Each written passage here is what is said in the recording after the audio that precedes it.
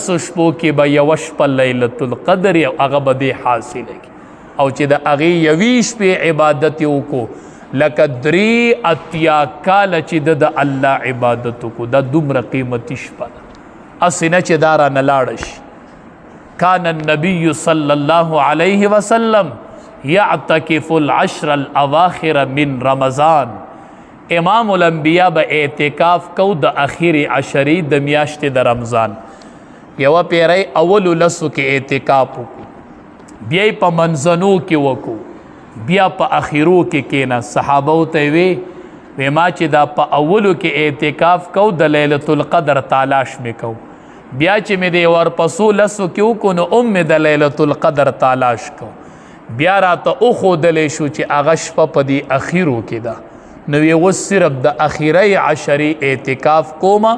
د مرګ پورې امام الانبیاء د اخیر عشرې اعتکاف کړی دی د لیلة القدر د تالاش دپاره یې کړی چې دا شپه رانه چرته پوت نشي نو ډیره قیمتي شپه ده د اختر په ورځ بیا ټول سړی مانځله رواني معتکفین ډیر خوشحاله چې د اختر په ورځ مانځله ځي ای به وایي اخیره عشره مې رون کړې وه او په هغې کې یوه شپه لیلة القدر راغلې ده هغه شپه مې حاصله کړې ده لازمي نه ده چې تا ته دې نښې معلومې شي چې دا لیلة القدر ده خو بس ته عبادت کوه په هره شپه په دې نیت چې نن شپه لیلة القدر دی بس هره شپه نو یوه شپه به پکې لیلة القدر راغلي تا به تلاوت کوه تا به دعا کول او هغه به د لیلة القدر سره برابر شوي نو ډیره قیمتي شپه ده او د هغې واحد حل چې دی هغه اعتکاف دی زنانه کورونو کې اعتکاف ته کښېنئ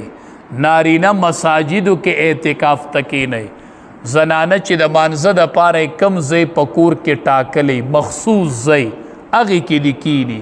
که نه یې ټاکلی نو ځان له د یو مخصوصه کمره یا کمره کې دنده یو مخصوص ځای د اعتکاف دپاره وټاکي د امام الانبیاء د نبی کریم صلی الله علیه وسلم د وفات نه پس په د امام الانبیاء بیبیانو اعتکاف کو امهات المؤمنین اعتکاف کړی د امت میندو اعتکاف کړی دی د نبی علیہ السلام د وفات نه پس نو چې زنانه کورونو کې اعتکاف ته کینی او نارینه په جماعت کې کینی ته نه خبر د اعتکاف فضیلت په خپل ځای خو چې سړی د کوره بستره روالي که نه او شلمه روجه وي او بستره روالي څه کوي زمه د الله په در کې پریوځمه زمه د الله په در کې پریوځمه زمه د الله په در کې کډه ورچومه زمه د الله په در کې سملمه بستره د کوره روالي او را روان شي بیبي نه جدا شو بچو نه جدا شو رشتہ دارانو نه جدا شو چرته ځي زمه د مسجد کې دیره کېږم او سملمه او الله ته پریوځم په دې عشره کې به پې ځان بخمه انشاءالله ته ګوره بیا نو چې سړی راشي او د الله په در کې دیره شي او پریوځي روجمات قربان پېشمنې قربان د بچو د بیبي مشغله قربان صرف د الله سره به مشغله کومه صرف د الله سره به مناجات کومه صرف د الله سره به خبرې کومه نور به هیڅ هم نه وي نو دی چې راشي او جومات کې دیره شي وایي به یا الله مه وبخه ستا در ته راغلی یم وایي به نه دې بخمه دا ګناهونه دې کړي دي